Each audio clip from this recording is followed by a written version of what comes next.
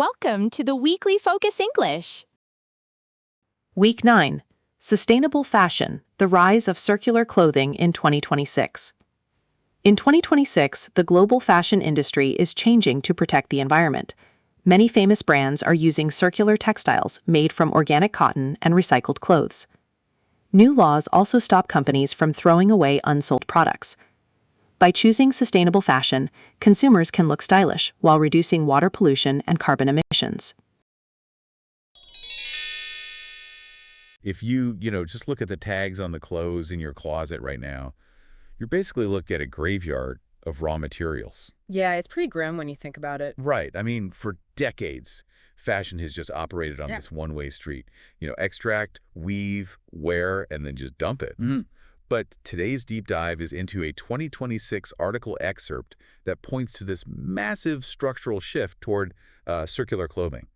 So we need to figure out how this is actually going to work.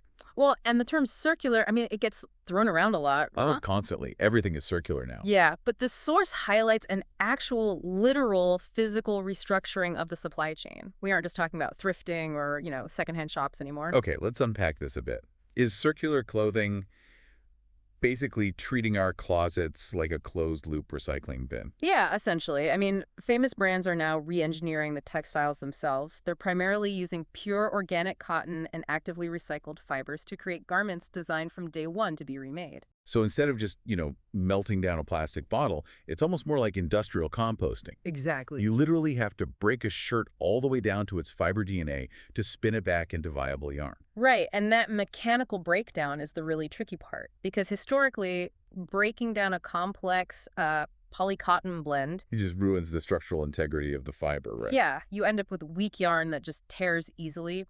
But what's shifting now is this heavy reliance on pure organic cotton, like we mentioned, along with these advanced separation technologies. Wait, let me just stop you there. So they are, unweaving old garments? Yeah, they're extracting the intact fibers and spinning them into brand new textiles. Without losing that necessary tensile strength? Without losing the strength, yeah. It's pretty amazing. Okay, but if the technology to cleanly extract and respin fibers exists, why hasn't this been the standard all along? Well, that's where we get to the systemic mechanics of it all. Right, because reading through the excerpt, it really sounds like these brands are only moving on this now because of a new set of 2026 laws. You hit the nail on the head. Here's where it gets really interesting to me. So we aren't just relying on the goodwill of famous brands here. The law is actually forcing their hand to stop trashing inventory. Exactly. The 2026 laws explicitly prohibit companies from throwing away their unsold products. It doesn't solve the logistics magically, obviously, but it forces the industry to absorb the cost. Because until now, it was just mathematically cheaper for a fashion house to dump or incinerate thousands of perfectly good, unsold garments. Right, way cheaper than paying for the complex logistics of sorting, separating, and recycling them. Wow. But by making it illegal to just throw things away, the cheapest option is no longer the landfill. So the law is fundamentally changing the economics of the whole industry. Yeah, the mandate forces the cost of disposal back onto the manufacturer's balance sheet. Make them pay for the mess. Exactly. So if a brand knows they can't just, throw a blended, unrecyclable shirt away at the end of the season, they are financially incentivized to manufacture that shirt out of circular, easily recyclable organic cotton right from the beginning. So the mandate on the back end is literally driving the design on the front end. It's the only way to ensure they actually stop those disposable habits. So bring this back to you, the listener, the person actually buying these garments. What this shift means is that the underlying architecture of the clothes you're buying is fundamentally changing. Yeah, this isn't just a marketing campaign about reducing carbon emissions and water pollution. Though that is obviously a massive part of it. Yeah, absolutely.